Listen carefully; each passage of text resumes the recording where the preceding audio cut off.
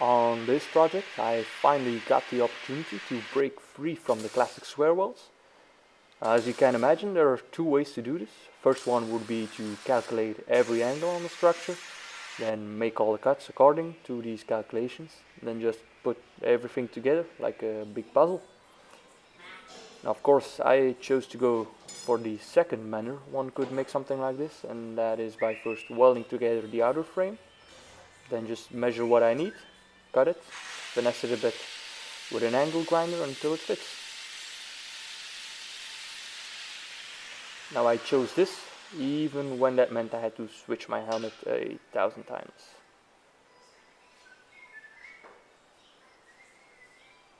I think this method is just as fast as the first one, and I already need to do enough thinking during my day job, and this is supposed to be my relaxing time, so this method will do for me.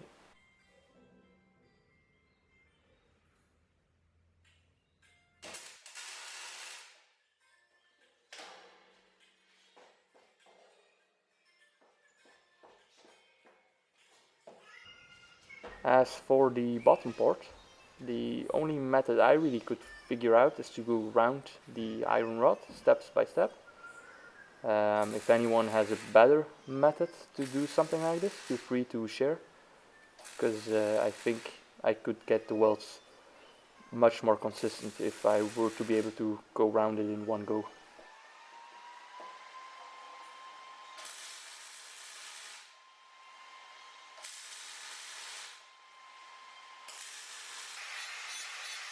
Now, to also be able to clean the inside of my artistic grain part of a frame, I actually bought a straight grinder.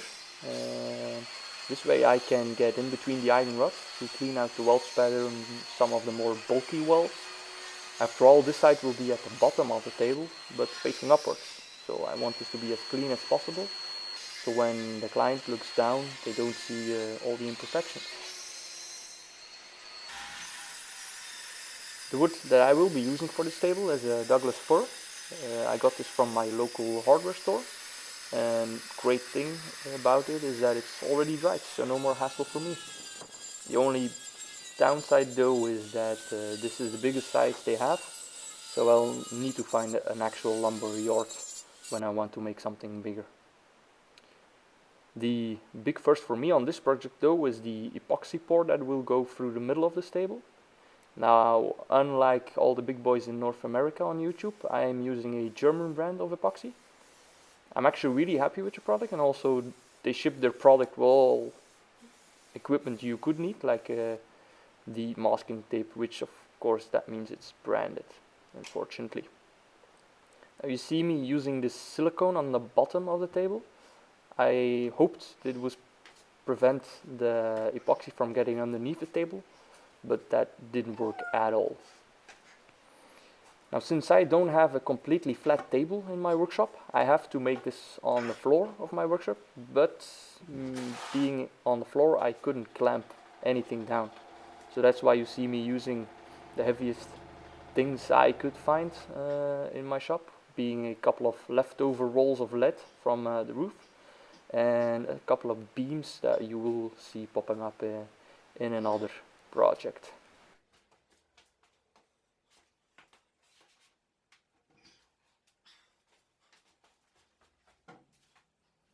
And then after putting everything down, it was just hoping that it would be enough to prevent leaks.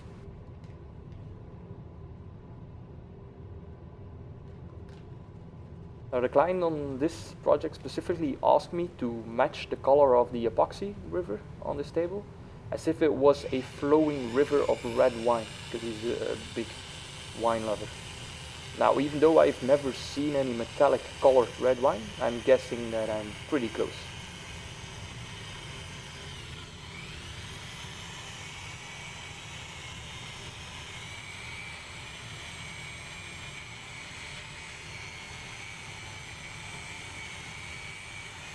Note here though, I'm only mixing the color in. I had mixed the epoxy already 20 minutes before I mixed in the colors. I prefer to do it that way to make sure that the epoxy itself is properly mixed, because that's the biggest no-no when doing epoxy pours.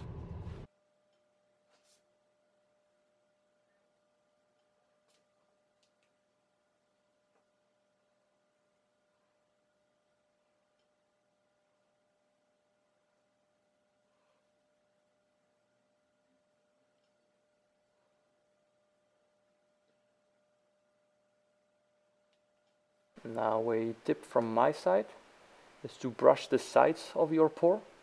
This way the epoxy is really forced to get into all the nooks and crannies that you previously created with the wire wheel, but it also prevents bubbles from sticking on the edge, which would really ruin this project.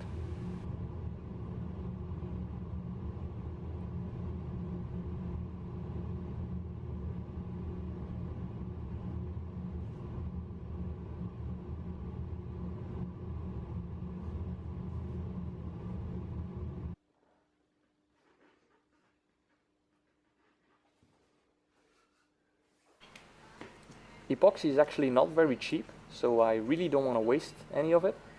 That's why with the leftovers I poured it into a couple of plastic lids to get these round discs. They've been perfect as a coaster after a little bit of sanding and a little finishing oil.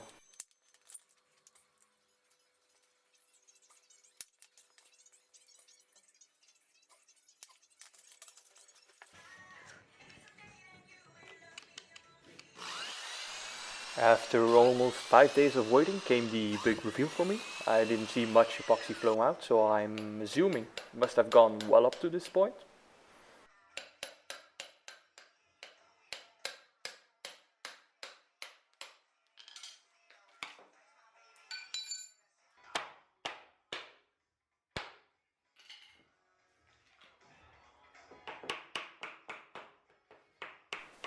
I later discovered that by making this on the floor on a thin sheet of MDF was actually a big advantage, because you will see that this way it was much easier to peel off the, well, let's say the table I put the table on, which for now is just a thin sheet of MDF, compared to when this would be on a sturdy piece of wood. It would be twice as hard.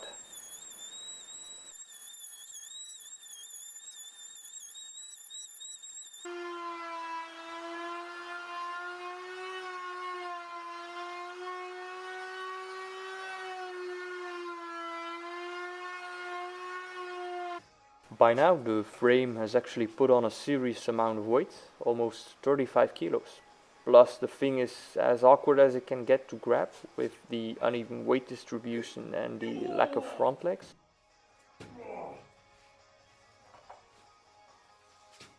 So don't mind me trying to handle this thing.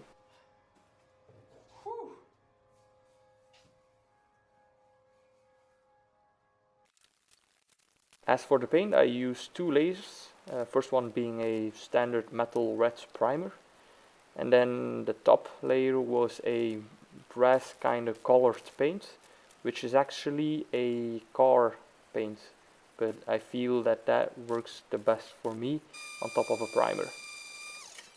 Now the thing I underestimated the most with this epoxy pour is the amount of sanding.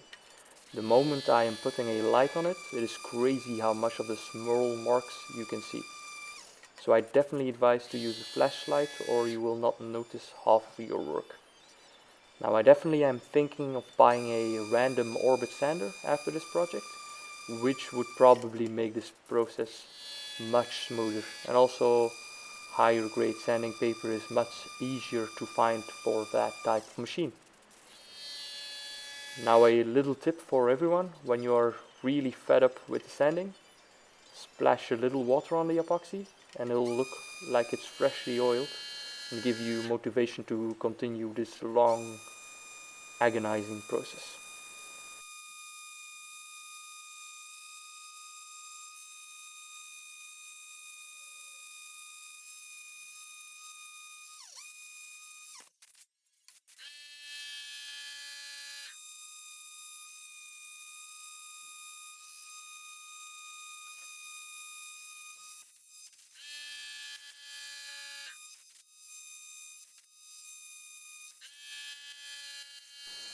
As I already mentioned, the higher grit sandpaper is really hard to find for a delta sander. So that's why I'm using a regular maroon pad that I cut to the size of the delta sander. And it more or less sticks just as fine as sandpaper on theirs, and it's much finer than the highest level I could find, which is 240 grit. So that works really well for your final pass of sanding.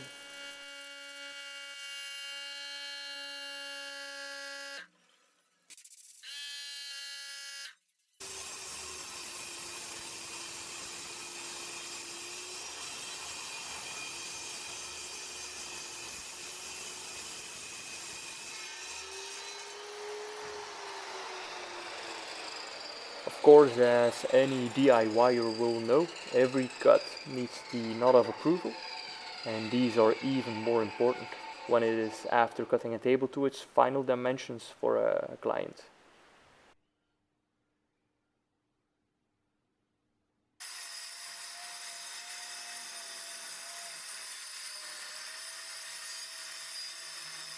Something you see here completely missing is the clamping of the sacrificial board, which is why I was going this crooked on the table. Second time I did figure out to do that.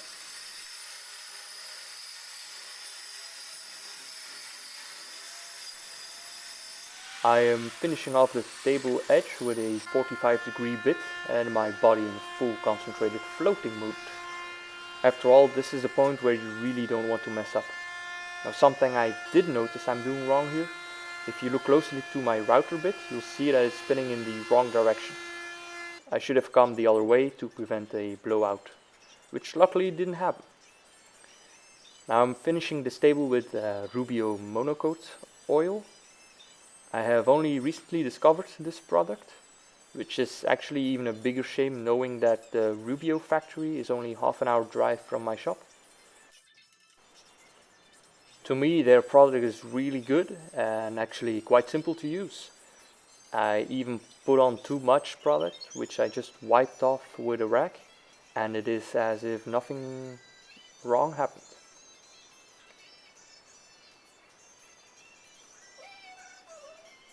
Instead of trying to buff this in with my rag and a arm that will die after half an hour, I prefer to use a car polisher, which on top also helps me to get that really nice satin sheen into the table.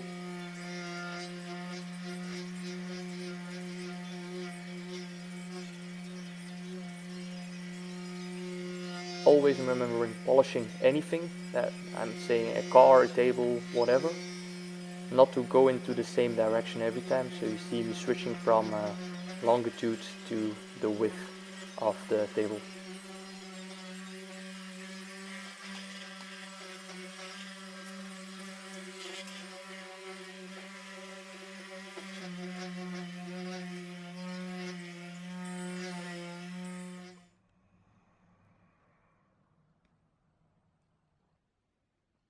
As for the final result, I am actually a bit surprised with how well it turned out. This hallway table has been a real eye-catcher, and the frame has had most people stunned at first sight due to the lack of legs at the front side. Now that of course was exactly what I was going for with this design. I hope this video brought you some useful insights, but also was entertaining to watch. And it's also the first time I am doing a voiceover with information, as many comments requested this in my older videos. So feel free to let me know what you think about it and if I should keep doing it.